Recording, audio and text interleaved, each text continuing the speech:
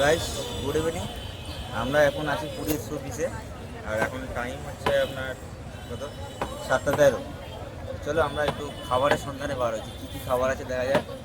দাদার একটু পেয়ে গেছি আমরা মাশরুম, আমরা মাশরুম পকোড়া তো দাদা, এটা একটু মাশরুম পকোড়া আমরা ট্রাই করবো।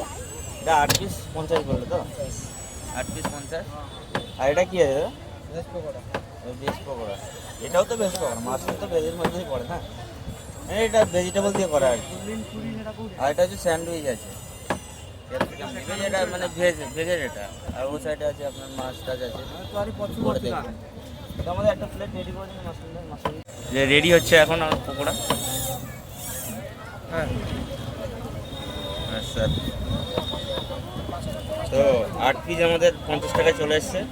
হ্যাঁ, আমরা টেস্ট করে দেখবো কেমন লাগছে এটা, সামান্য একটু।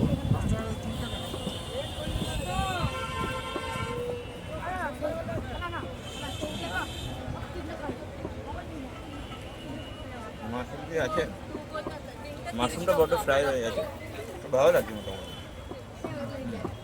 নতুন জিনিস ট্রাই করছি, মাশরুমের পকোড়া, এর আগে ট্রাই করিনি, খুব ভালো লাগছে।